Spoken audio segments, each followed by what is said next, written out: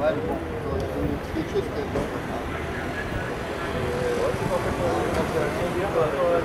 Françaises, Français, chrétiens, chrétiennes, merci à vous de vous être déplacés, de vous être mobilisés pour cette cause si importante et pourtant si peu considérée, pour ne pas dire volontairement occultée. Je pourrais vous parler de l'incendie criminel de l'église de Saint-Sulpice à Paris, de Notre-Dame de Paris qui a brûlé et dont on ne connaît pas encore précisément l'origine et dont on ne connaîtra probablement jamais la réelle origine. Ou encore, je peux vous parler très récemment de la tentative d'incendie de l'église de la cathédrale de Chartres pendant le week-end de la Pentecôte, grande fête religieuse chrétienne, pendant le pèlerinage de la Pentecôte. Pèlerinage de Chartres, un des plus grands pèlerinages de France. Je pourrais vous parler de ces trois cas précis, mais ce serait trop facile et bien incomplet. Ce serait faire honte à la France et insulte à la chrétienté de passer sous silence les 1038 actes christianophobes qui se sont déroulés en France en 2017 et les 1063 autres en 2018.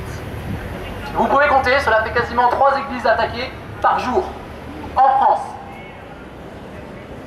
Oui, dans l'Hexagone, chaque jour une église est pillée, comme le mois dernier à Cannes, taguée, vandalisée, un cimetière est profané, des statues de la Sainte Vierge sont brisées, des fidèles caillassés à la sortie de la messe, comme cela s'est produit l'année dernière, ici même, dans le Vieux-Nice. Les pouvoirs publics se vantent de la baisse du nombre d'actes antisémites ou islamophobes chaque année. Bravo, messieurs. Mais ce serait rendre service aux ennemis de l'Église que de ne pas rappeler que de 2008 à 2016, en l'espace de quelques années à peine, la christianophobie, les actes christianophobes en France, pas au Pakistan, ont augmenté de 245%.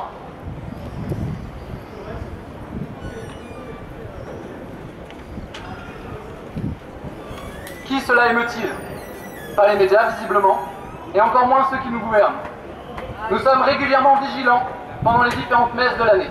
Nous voyons des églises remplies par des centaines de personnes, Dieu merci, des femmes, des hommes, des personnes âgées, des enfants. Et trop souvent, malheureusement, la préfecture, les maires n'envoient pas les forces de l'ordre pour surveiller ces églises. Nous avons écrit au président de la République, en juin 2017 déjà, pour lui demander d'agir maintenant qu'il était aux manettes. Qu'a-t-il fait? Rien, à part lancer une souscription nationale pour reconstruire Notre-Dame, c'est-à-dire pour vous demander de prendre en charge la reconstruction d'un joyau de notre pays, un bijou mondial que l'État aurait dû entretenir, et depuis bien longtemps déjà.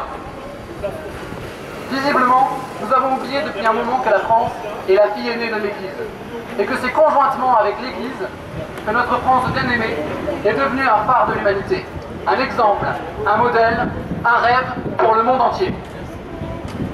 Il y a un peu plus de 3 ans, nous avons créé cette association, l'Ordre des pauvres chevaliers du Christ, parce que nous avions déjà conscience que la chrétienté était visée dans notre pays, qu'il ne faisait pas bon d'y être chrétien, et encore moins catholique. Affligés par le silence de tous et l'inaction de la plupart,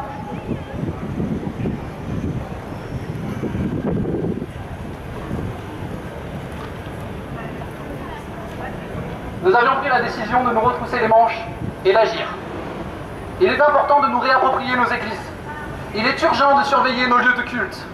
Il est vital de se réveiller et de se souvenir que nous sommes chrétiens, dans un pays chrétien, et qui doit le rester. Je garde en tête ces paroles de sa sainteté le pape Jean-Paul II. France, qu'as-tu fait des promesses de ton baptême? Je ne suis pas fataliste, et croyez-moi, il n'appartient qu'à nous de nous réunir, de nous mobiliser, comme aujourd'hui par exemple, d'être solidaires pour agir et ne pas laisser dans l'Hexagone l'Église mourir dans l'indifférence générale. Que ce soit de l'argent, du temps ou de l'énergie, nous avons tous quelque chose à donner, une pierre à apporter à l'édifice pour que tous ensemble nous soyons unis, pour que nous soyons forts, pour que nous soyons en mesure de servir l'Église comme elle mérite de l'être. Les chrétiens ne sont pas des citoyens de seconde zone. Ensemble, faisons cesser ce 2 poids 2 mesures qui fait que le sort des chrétiens importe peu, qu'ils ne rivalisent pas avec celui des autres communautés religieuses. Commettez un acte antisémite, vous serez sévèrement punis par la loi. Touchez de près ou de loin à l'islam, vous serez sévèrement punis par la loi. et par les jeunes des quartiers. Attaquer une église, piller-la, taguer-la, vandaliser-la, profaner un cimetière chrétien, au mieux, vous aurez quelques heures de garde à vue. Aujourd'hui, par notre présence ici, demandons une exemplarité dans le traitement des actes christianophobes. Demandons qu'ils soient aussi sévèrement punis que les actes antisémites ou islamophobes.